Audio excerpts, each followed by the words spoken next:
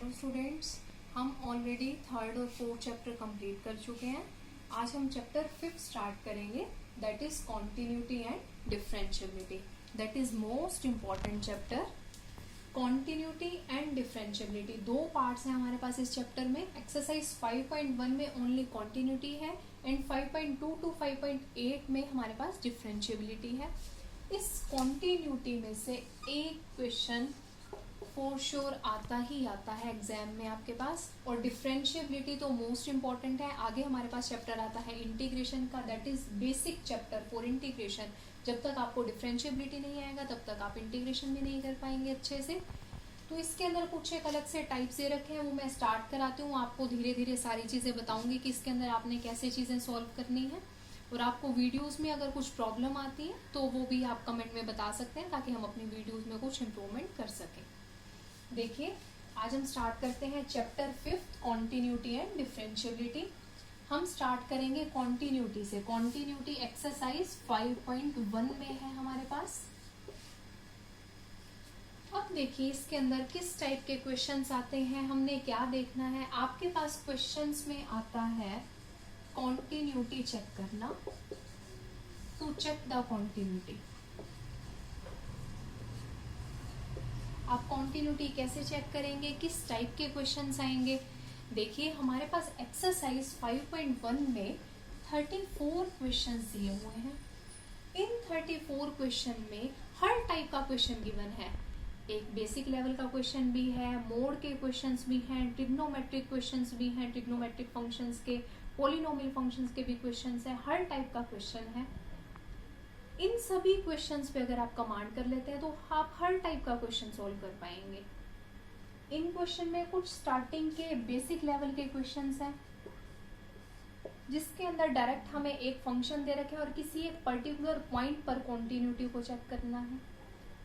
कुछ इस टाइप के क्वेश्चंस आते हैं जिसके अंदर हमें कॉन्टिन्यूटी के लिए पॉइंट फाइंड आउट करने हैं कि किन किन पॉइंट पर फंक्शन कॉन्टिन्यूअस है और किन किन पॉइंट पर फंक्शन कॉन्टिन्यूअस नहीं है, किन पॉइंट पर फंक्शन डिसकॉन्टिन्यूअस है।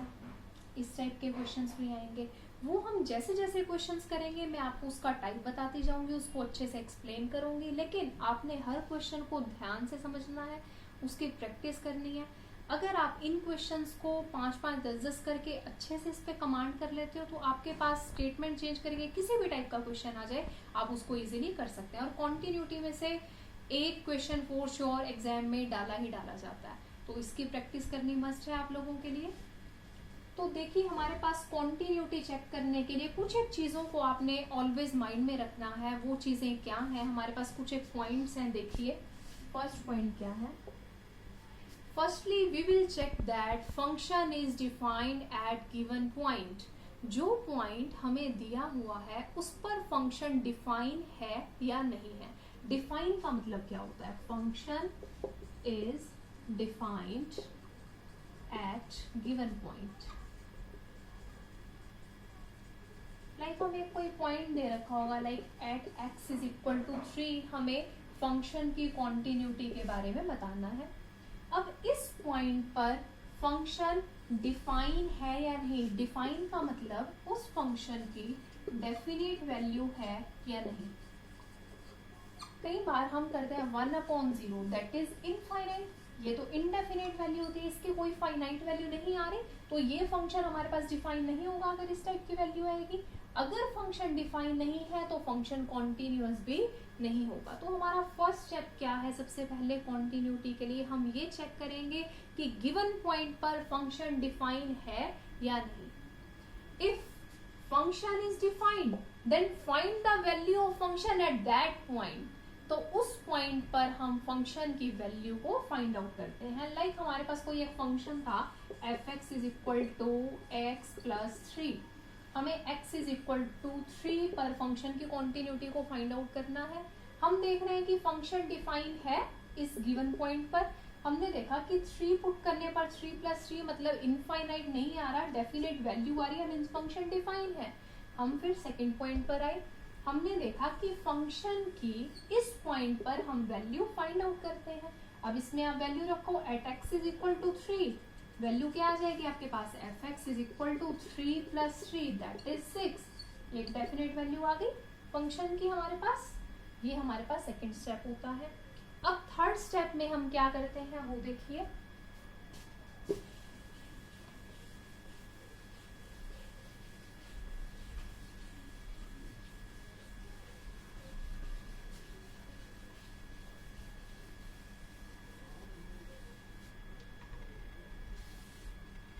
थर्ड स्टेप में आप कॉन्टिन्यूटी की तरफ बढ़ेंगे।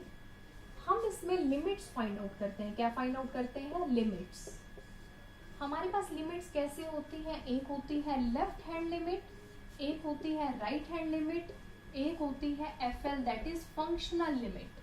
अब इन तीनों का क्या मीनिंग है? अभी हमने कोई क्वेश्चन स्टार्ट नहीं किया, मैं जस्ट आपको बेसिक बता रही हूँ कॉन्टिन्यूटी के बारे में। अगर आपको इन पॉइंट्स का भी पता चल गया, इनके बारे में नॉलेज हो गई, तो भी आप क्वेश्चंस को इजीली सॉल्व कर सकते हो। अब सबसे पहले आपको लिमिट के बारे में पता होना चाहिए। Left hand limit, right hand limit, functional limit क्या है। लाइक हमें एक पॉइंट दिया हुआ है x इज इक्वल टू 2, इसकी लेफ्ट हैंड लिमिट क्या हो जाएगी हमारे पास? देखिए ये आपके पास एक नंबर लाइन है, यहाँ पे हो गया 0 1 2 3, इस तरीके से यहाँ पे हमारे पास नेगेटिव वैल्यूज आती हैं। लेफ्ट हैंड की तरफ बात करें हम, 0 से इधर नेगेटिव वैल्यूज की तरफ जाते हैं। राइट हैंड की तरफ बात करें तो 0 से राइट में हम पॉजिटिव वैल्यू की तरफ जाते हैं। अगर हम 2 की लेफ्ट हैंड लिमिट की बात करें, लेफ्ट में मीन्स नेगेटिव वैल्यू, 2 के ऊपर हम नेगेटिव माइनस का साइन लगा देते हैं। 2 से नियर बाय जो उससे थोड़ी सी पहले की वैल्यूज हो जाएंगी हमारे पास, उसको हम लेफ्ट हैंड लिमिट के लिए यूज करते हैं। और 2 positive that is right hand limit means हमारे पास उसके नियर बाय 2.1 2.12 2.13 उसके नियर बाय वैल्यूज जो हमारे पास होंगे उससे नेक्स्ट, उसको हम राइट हैंड लिमिट के लिए यूज करते हैं। फंक्शनल लिमिट का मतलब at x is equal to 2, particular at x is equal to 2 पर ही फंक्शन में लिमिट निकालना, उसको हम फंक्शनल लिमिट कहते हैं। लेफ्ट हैंड लिमिट 2 से नेगेटिव, 2 से थोड़ी सी कम लेकिन उसके नियर बाय वैल्यूज, 2 से थोड़ी सी ज्यादा positive that is right hand limit. और at x is equal to 2 particular on 2 function में हम वैल्यू ही पुट कर दें दैट इज फंक्शनल लिमिट। ये हमारे पास लिमिट्स आती हैं। If left hand limit is equal to right hand limit is equal to functional limit, अगर ये तीनों इक्वल हो जाते हैं तो फंक्शन हमारे पास कॉन्टिन्यूअस हो जाता है। ये बात ध्यान रखना। अब इस लिमिट को निकालने के लिए अगर हमारे पास किसी क्वेश्चन में आ गया कि at x is equal to 2 आप लिमिट फाइंड आउट करें, तो अगर हमें लेफ्ट हैंड लिमिट निकालनी है तो मेरे पास लेस देन 2 के लिए भी एक फंक्शन चाहिए, ग्रेटर देन 2 के लिए भी एक फंक्शन चाहिए और at x is equal to 2 के लिए भी फंक्शन चाहिए। हमारे पास कुछ क्वेश्चंस ऐसे आते हैं जिसके अंदर हमें 2 से लेस देन के लिए भी कोई एक फंक्शन गिवन होगा, लाइक 2x प्लस 3, हमें fx दे रखा है 2x plus 3 when x less than 2। फिर x ग्रेटर देन 2 के लिए लाइक हमारे पास हो गया 2x प्लस 7। अगर x की वैल्यू 2 से ग्रेटर है तो हमारे पास फंक्शन है 2x प्लस 7।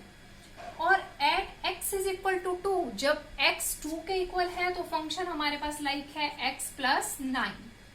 या वो आपको 2 के साथ ग्रेटर में यहां तक भी दे सकता है कि अगर 2 से लेस है तो फंक्शन ये काम करेगा, 2 से ग्रेटर है या इक्वल है तो आपके पास फंक्शन ये काम करेगा।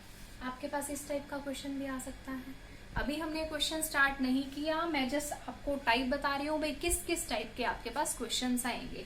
आपको एक बेसिक पता लग जाएगा कि किस टाइप के क्वेश्चंस आएंगे, तो आप जब सब तरीके के क्वेश्चंस इकट्ठे हो जाएंगे तो आपको कंफ्यूजन क्रिएट नहीं होगा। अब देखिए, अगर हमें अलग अलग वैल्यूज के लिए फंक्शन गिवन है तो आप डायरेक्ट क्या करेंगे, लेस देन 2 के लिए ये फंक्शन ले लेंगे, ग्रेटर देन 2 के लिए ये फंक्शन ले लेंगे, इक्वल के लिए अलग अलग से फंक्शन दे रखा है तो वो ले लेंगे, अगर यही फंक्शन है तो आप ये ले लेंगे। इनमें x की वैल्यू 2 नेगेटिव 2 पॉजिटिव और at x is equal to 2 पे वैल्यू निकालेंगे। अगर तीनों वैल्यूज इक्वल आएंगी तो फंक्शन कॉन्टिन्यूअस है, अदरवाइज फंक्शन कॉन्टिन्यूअस नहीं है। एक टाइप आती है ये। अगर हमें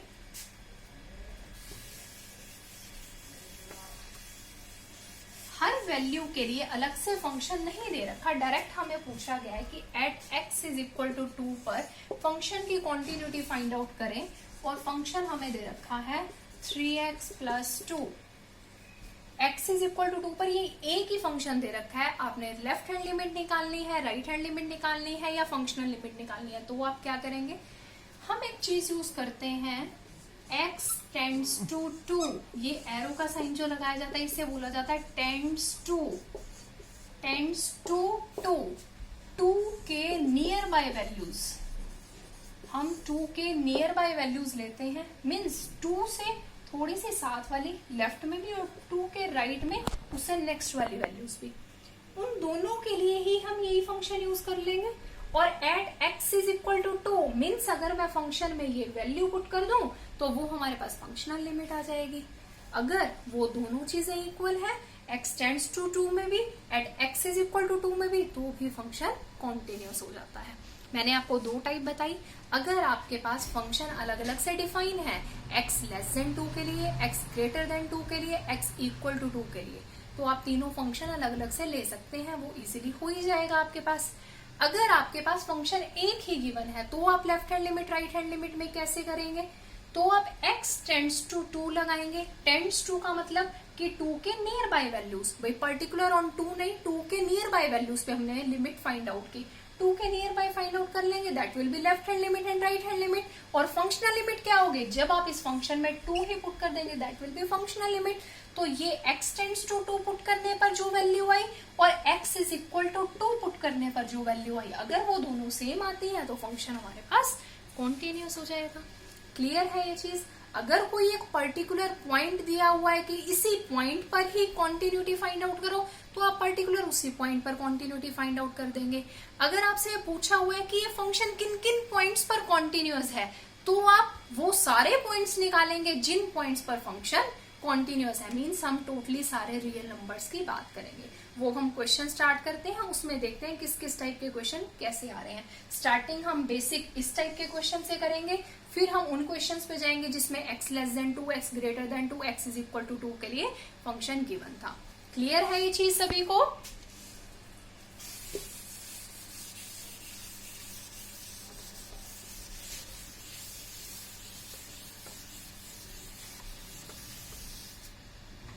एक बार ब्रीफ में फिर से देख लीजिए। फर्स्ट हमने देखना है हमारे पास फंक्शन डिफाइन होना चाहिए। सेकंड पॉइंट हमने देखना है कि अगर फंक्शन डिफाइन है तो हम फंक्शन की वैल्यू फाइंड आउट करेंगे। थर्ड, ये दोनों काम हो गए, फिर फंक्शन की हम लिमिट फाइंड आउट करेंगे, left hand limit, right hand limit and functional limit. इनके अंदर क्या केस आ सकता है कि तीनों के लिए less than 2, greater than 2, equal to 2 के लिए अलग अलग फंक्शन गिवन है, उनके ऊपर आप वैल्यूज पुट करके वैल्यू निकालेंगे। अगर तीनों इक्वल आते हैं तो फंक्शन कॉन्टिन्यूअस है, अदरवाइज डिसकॉन्टिन्यूअस है। और मैंने फोर्थ पॉइंट ले लिया कि अगर अलग अलग हमारे पास फंक्शन डिफाइन नहीं किया गया, एक ही फंक्शन दे रखा है like fx is equal to x plus 2, तो ऐसे सिचुएशन में आप क्या करेंगे, x टेंड्स टू 2 पे वैल्यू निकालेंगे, मतलब 2 के नियर बाय वैल्यूज, और x इज इक्वल टू 2 पे वैल्यू निकालेंगे। अगर दोनों वैल्यूज इक्वल है तो भी फंक्शन कॉन्टिन्यूअस आ जाएगा। क्लियर है ये चीज। अलग अलग पॉइंट आएंगे, अगर पर्टिकुलर एक पॉइंट पे पूछा है तो उस पर कॉन्टिन्यूटी निकाल दीजिए। अगर पूछा है किन पॉइंट पर कॉन्टिन्यूअस है तो अलग अलग वो पॉइंट्स निकालिए जिन पर कॉन्टिन्यूअस है। हम सभी रियल नंबर्स की बात करेंगे। अब हम वो क्वेश्चन स्टार्ट करते हैं। ये कॉन्टिन्यूटी के बारे में आपको सभी मैंने बेसिक चीजों के बारे में बता दिया, एक बेसिक कॉन्सेप्ट बता दिया। आप इन सब चीजों को देखिए कि क्या है। फिर नेक्स्ट वीडियो में हम एक्सरसाइज 5.1 स्टार्ट करते हैं फर्स्ट क्वेश्चन से ही, और हम सभी क्वेश्चन 1 बाय 1 डिस्कस करेंगे उसके।